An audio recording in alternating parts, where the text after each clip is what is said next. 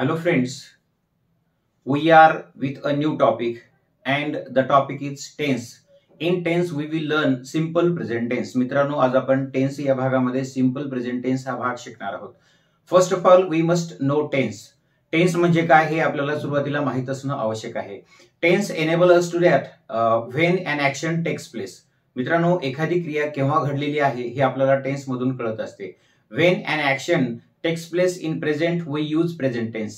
If an action take place in the past we use past tense, and if an action will begin in the future we will use future tense. आपल्याला future tense वापरावा लागतो. तर ह्या तीन वेगवेगळ्या काळांना पुन्हा एक चार वेगवेगळ्या उपप्रकारामध्ये विभागणी केली जाते. ते तिन्ही काळाचा जर विचार केला तर त्यामध्ये सिंपल, कंटिन्युअस, परफेक्ट आणि परफेक्ट कंटिन्युअस असे चार उपप्रकार पडत असतात. तर सुरुवातीला आपण सिंपल प्रेझेंट हा भाग पाहूया. तर मित्रांनो आपण दैनंदिन आयुष्यामध्ये किंवा दैनंदिन जीवनामध्ये आपण अनेकदा बोलत असताना ह्या काळाचा उपयोग करत असतो. तर सिंपल प्रेझेंट हा कधी वापरतात तर सिंपल प्रेझेंट हा नेहमी आपण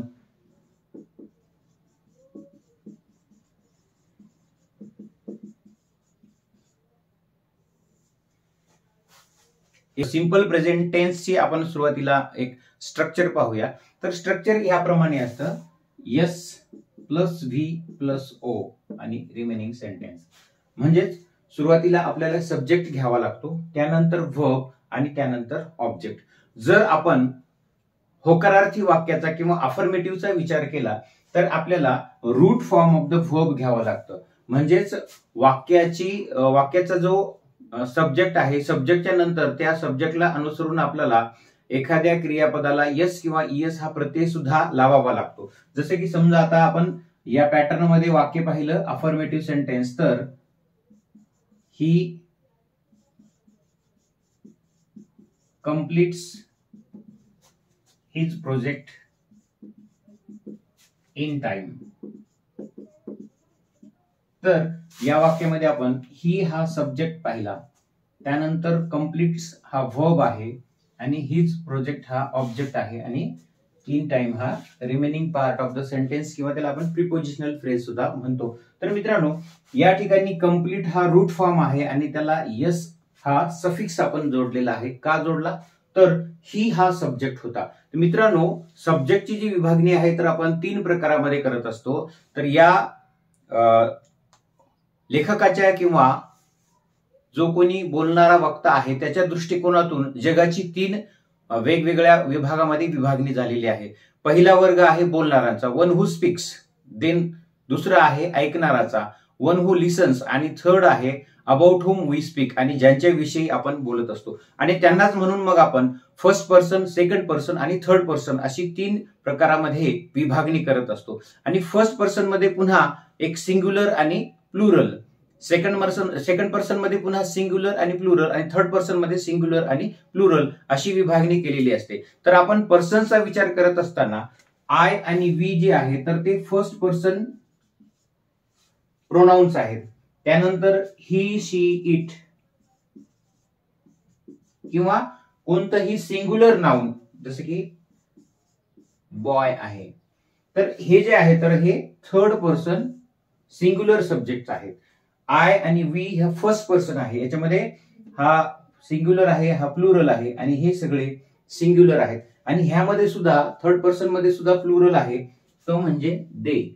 किंवा कोणतंही जर अनेक वचनी नाव आलं असेल, अनेक वचनी नाउन असेल तर ते थर्ड पर्सन प्लुरल आहे. आणि सेकंड पर्सन कोणता आहे तर सेकंड पर्सन मध्ये येतं यू. यू हा सिंग्युलर सुद्धा असतो आणि प्लुरल सुद्धा असतो. तर दोन्हीमध्ये यू यूज आपल्याला वापरावं लागतं.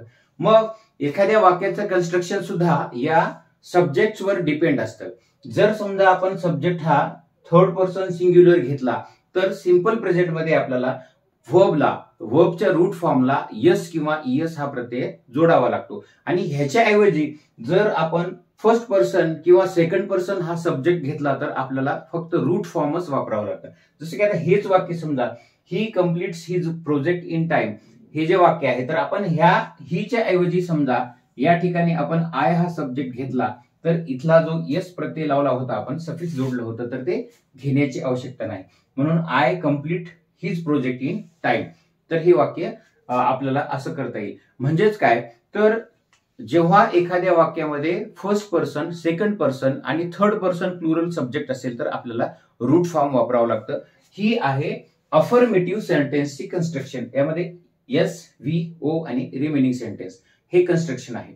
त्यानंतर आता आपण पुढचा भाग पाहूया की निगेटिव्ह कन्स्ट्रक्शन कसं असतं. याच काळामध्ये म्हणजे सिंपल प्रेझेंट टेन्स मध्ये आपण निगेटिव्ह कन्स्ट्रक्शन कसं तयार करू शकतो हा भाग पाहूया.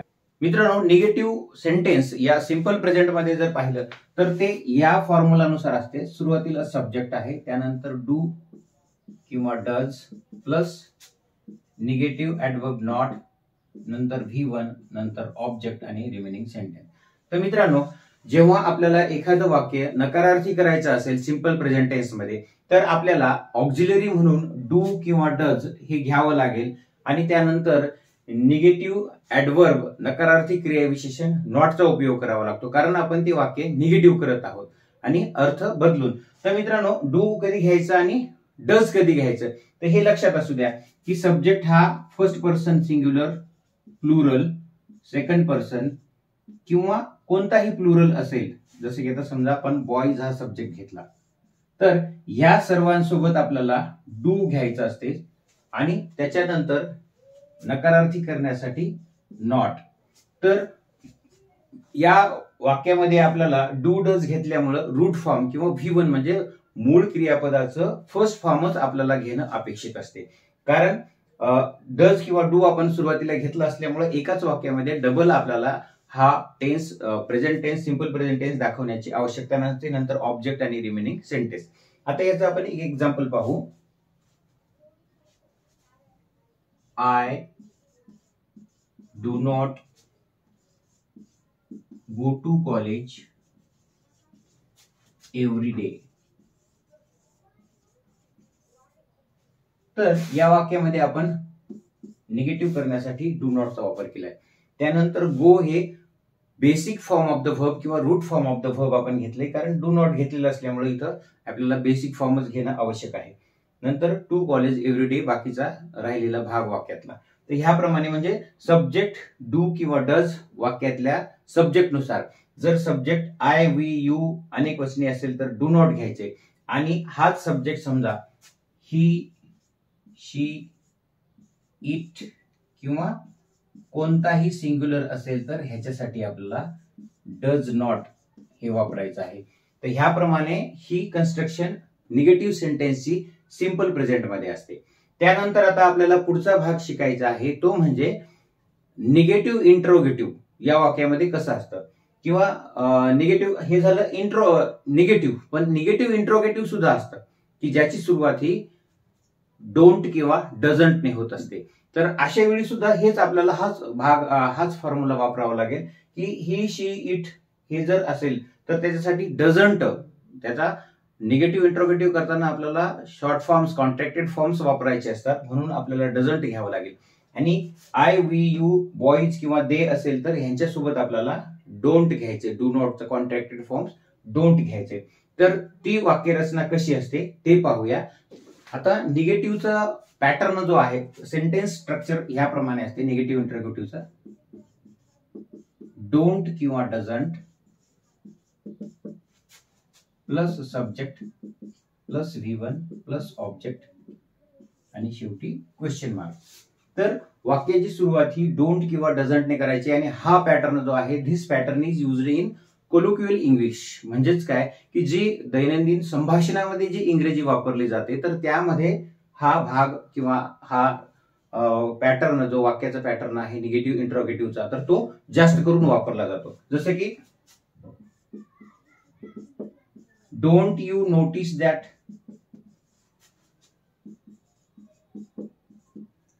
तू ते लक्षात घेतलं नाहीस का, डोंट यू नोटीस दॅट. किंवा आणखी एक्झाम्पल,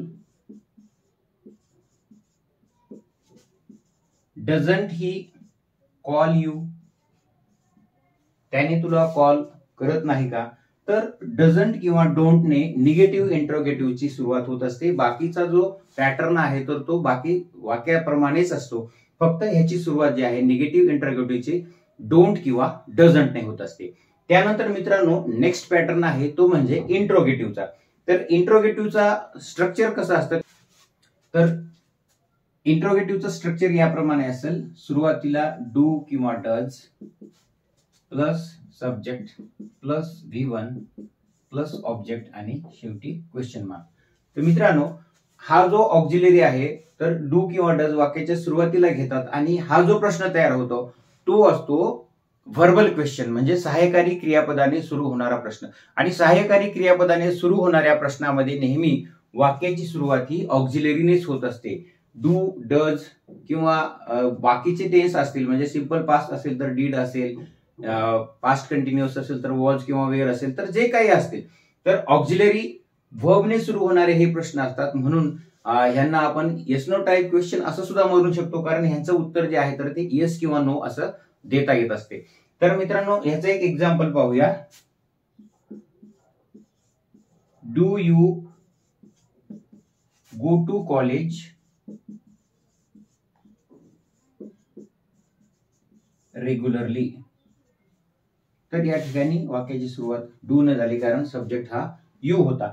तर तू नियमित कॉलेजला जातो का, असा याचा अर्थ होतो. आणि जर उत्तर होकारार्थी असेल तर येस आय डू, मी जातो, आणि नसेल तर नो आय डोंट, नाही मी जात नाही. तर म्हणून मग यांना येस नो टाईप क्वेश्चन सुद्धा म्हणतात. आणि हा पॅटर्न जो आहे तर तो इंट्रोगेटिव्ह सेंटेन्सचा आहे, की प्रश्नार्थक वाक्यामध्ये सिंपल प्रेझेंट मध्ये हा पॅटर्न फॉलो केला जातो. डू किंवा डज वाक्याच्या सुरुवातीला, त्यानंतर सब्जेक्ट, नंतर root form of the verb, object आणि रिमेनिंग सेंटेन्स. मित्रांनो, हा भाग तुमच्या लक्षात आलेलाच असेल. मग ह्याच्यानंतर आता आपण ह्याच टाईप मध्ये, ह्या सेंटेन्स मध्ये डब्ल्यूएच क्वेश्चन कसे असतात, म्हणजे सिंपल प्रेझेंट मध्ये डब्ल्यूएच क्वेश्चन कसा असतो ते पाहूया. हा झाला व्हर्बल क्वेश्चन. तर आता डब्ल्यूएच क्वेश्चनचा पॅटर्न जो आहे तर तो असा असतो. सुरुवातीला असतो डब्ल्यूएच वर्ड प्लस डू किंवा does plus subject plus V1 plus object आणि रिमेनिंग सेंटेन्स आणि क्वेश्चन मार्क. तर हा डब्ल्यूएच क्वेश्चनचा पॅटर्न आहे. तर डब्ल्यूएच क्वेश्चन वर्ड सुरुवातीला असतो, त्यानंतर डू किंवा डज, त्यानंतर सब्जेक्ट, नंतर V1 आणि नंतर ऑब्जेक्ट. हा पॅटर्न आपल्याला फॉलो करायचा आहे. सिंपल प्रेझेंट मध्ये डब्ल्यूएच क्वेश्चनचा पॅटर्न याप्रमाणे असतो. तर हाच पॅटर्न आपल्याला कन्स्ट्रक्शन करताना, वाक्य कन्स्ट्रक्ट करताना फॉलो करायचं. आता याचं एक आपण एक्झाम्पल पाहूया. When do you go to college regularly. आता मित्रांनो, सुरुवातीला डब्ल्यूएच वर्ड, जसं आपण इथं व्हेन घेतलेला आहे, त्यानंतर डू किंवा डज यापैकी एक योग्य ते ऑक्झिलरी, कारण याचा यू हा सब्जेक्ट होता म्हणून आपण डू घेतलेला आहे. या जागी समजा ही असता तर आपल्याला इथं डज घ्यावं लागलं असतं. त्यानंतर V1 म्हणजे root form of the verb go घेतलेला आहे आपण, आणि रिमेनिंग सेंटेन्स आणि शेवटी क्वेश्चन मार्क. तर हा झाला डब्ल्यूएच क्वेश्चनचा पॅटर्न. वरचा होता ऑक्झिलरी व्हर्बने सुरू होणारे प्रश्न, ज्याला आपण व्हर्बल क्वेश्चन किंवा येस नो टाईप क्वेश्चन असं म्हणतो. तर ह्याप्रमाणे आपल्याला हे कन्स्ट्रक्शन फॉलो करायचं आहे. तर मित्रांनो, आता ह्यानंतर आपल्याला हा काळ कधी वापरतात हे जाणून घ्यायचं आहे. तर ज्या रुटीन असतात, दैनंदिन ज्या क्रिया असतात, तर त्या क्रिया व्यक्त करताना आपण वाक्यामध्ये प्रेझेंट टेन्स वापरत असतो, सिंपल प्रेझेंट टेन्स. जसं की समजा एखादा व्यक्ती किती वाजता उठतो, किती वाजता ऑफिसला जातो, असं आपल्याला समजा त्याचं रुटीन सांगायचं आहे. तर ते रुटीन सांगताना सुद्धा आपण वाक्यामध्ये सिंपल प्रेझेंट टेन्स वापरतो. आता आपण याचं एक एक्झाम्पल पाहूया. Every day I get up at 5 o'clock in the morning. I take a cup of tea and go to morning walk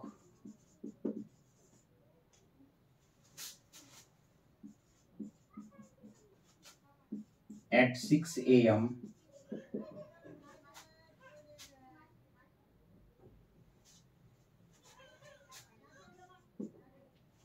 I have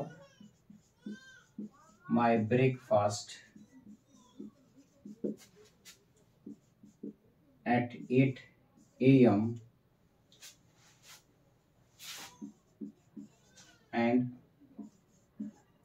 go to office at 10 a.m. तर मित्रांनो, routine सांगलेलं आहे. आपण रुटीन सांगण्यासाठी हा काळ वापरतात. आता बघा, यामध्ये गेटअप हे क्रियापद आहे, ते त्याच्या रूट फॉर्म मध्ये आहे कारण आय सब्जेक्ट आहे. त्यानंतर टेक क्रियापद आहे, ते सुद्धा रूट फॉर्म मध्ये आहे. त्यानंतर हॅव आहे, हॅव म्हणजे या ठिकाणी टेक खाणे किंवा पिणे या अर्थाने आलेलं आहे.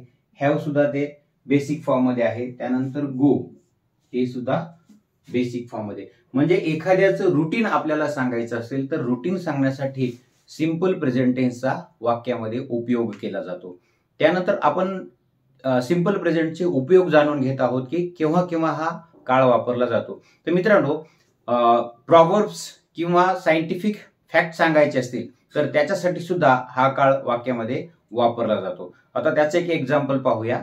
म्हणजे म्हणीसाठीच एक example, empty vessel makes much noise. तर या ठिकाणी उथळ पाण्याला खळखळाट फार या म्हणीचा अर्थ मराठीमध्ये होतो. तर empty vessel makes much noise यामध्ये आपण सिंपल प्रेझेंट टेन्स वापरलाय. जेव्हा जेव्हा प्रॉव्हर्ब्स असतात तर त्या प्रॉव्हर्ब्स म्हणजे अशा काही म्हणी की ज्या प्रचलित झालेल्या असतात आणि त्यांना एक डीप मिनिंग असतो. तर या ठिकाणी यामध्ये आपण सिंपल प्रेझेंट वापरलेला आहे. त्यानंतर आता scientific fact, water boils at 100 degree Celsius. तर या ठिकाणी या वाक्यामध्ये सुद्धा आपण सिंपल प्रेझेंट टेन्स वापरलाय आणि सांगितलंय काय, सायंटिफिक फॅक्ट वैज्ञानिक तथ्य सांगताना सुद्धा वाक्यामध्ये हा काळ वापरला जातो. तर हा दुसरा उपयोग झाला. त्यानंतर मित्रांनो, जेव्हा आपण इंग्लिश पेपरच्या हेडलाईन्स वापरतो तर त्या हेडलाईन्स मध्ये सुद्धा हा टेन्स वापरला जातो. जसं की पेट्रोल प्राइसेस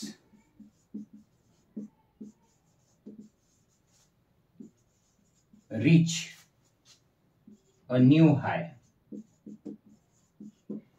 तर या ठिकाणी हेडलाईन आपण एक एक्झाम्पल सांगितलेलं आहे की इंग्रजी पेपर किंवा हेडलाईन ज्या असतात इंग्रजी पेपरच्या तर त्या सिंपल प्रेझेंट मध्येच असतात. पेट्रोलच्या किमती एका नव्या उंचीला गेल्या, म्हणजेच पेट्रोल किमतीमध्ये वाढ झाली असं सांगायचं असेल तर आपण या वाक्यामध्ये आपण सिंपल प्रेझेंट टेन्स वापरलाय. म्हणजेच हेडलाईन ज्या असतात तर त्या हेडलाईन सुद्धा सिंपल प्रेझेंट मध्येच असतात. त्यानंतर नेक्स्ट आहे मित्रांनो, आपण युजेस जाणून घेत आहोत सिंपल प्रेझेंटचे. तर भविष्यात घडणाऱ्या ज्या क्रिया आहेत ज्या ऑलरेडी प्लॅन झालेल्या आहेत तर त्या सांगताना सुद्धा वाक्यामध्ये सिंपल प्रेझेंट टेन्स वापरतात. त्याचे एक एक्झाम्पल पाहूया. The next IPL season begins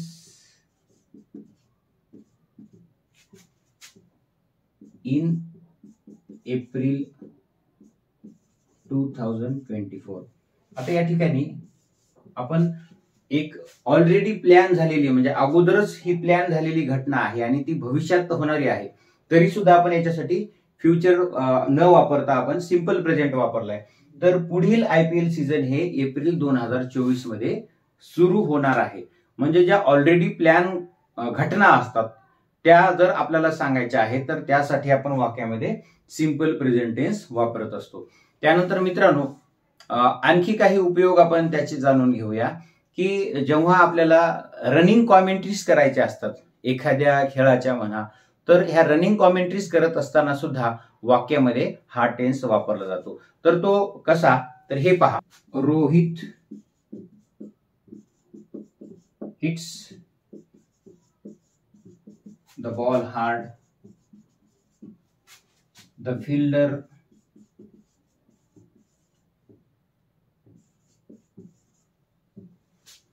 goes behind it and catches the ball easily. मित्रांनो, ही रनिंग कॉमेंट्री आहे की Rohit hits the ball hard, the fielder goes behind it and catches the ball easily. तर या वाक्यामध्ये आपण सिंपल प्रेझेंट वापरलेला आहे. तर सिंपल प्रेझेंट रनिंग कॉमेंट्रीज, एखाद्या खेळाचं धावतं वर्णन करायचं आहे तर त्याच्यासाठी सुद्धा वाक्यामध्ये सिंपल प्रेझेंट टेन्स वापरत असतात.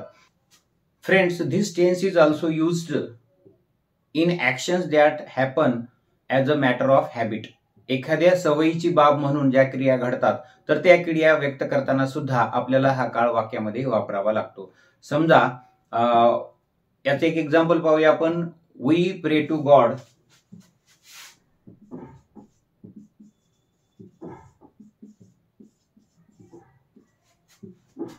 Every morning. तर या ठिकाणी सवयीची बाब म्हणून किंवा सवयीचा भाग म्हणून आपण देवाची पूजा दररोज करतो. तर वी प्रे टू गॉड एव्हरी मॉर्निंग. तर ह्याप्रमाणे आपण हा काळ सुद्धा वाक्यामध्ये वापरतो. त्यानंतर परमनंट ट्रुथ्स जे असतात म्हणजे कायमस्वरूपी जी सत्य आहेत तर ते व्यक्त करताना सुद्धा वाक्यामध्ये सिंपल प्रेझेंट टेन्स वापरतात. जसं की the sun rises in the east. Permanent truth, universal truth म्हणतो आपण, किंवा ज्याला जॉग्राफिकल फॅक्ट म्हणतात, तर तो सुद्धा व्यक्त करताना हा टेन्स वाक्यामध्ये वापरतात. जसं की the sun rises in the east, the earth revolves around the sun, पृथ्वी सूर्याच्या भोवती फिरते. तर ह्याप्रमाणे मित्रांनो सिंपल प्रेझेंट टेन्स वाक्यामध्ये वापरला जातो आणि त्याचे वेगवेगळे उपयोगही पाहिलेत आणि त्याच्या आपण ज्या वेगवेगळ्या कन्स्ट्रक्शन्स आहेत, सेंटेन्स पॅटर्न आहे, तर तो सेंटेन्स पॅटर्न सुद्धा आपण या व्हिडिओ लेक्चरच्या माध्यमातून पाहिलेला आहे. तर मित्रांनो पुन्हा भेटूया नेक्स्ट टेन्स मध्ये म्हणजेच प्रेझेंट कंटिन्युअस मध्ये. आपण पुन्हा एकदा भेटूया एका नवीन विषयासह. तोपर्यंत keep learning, keep growing. Thank you.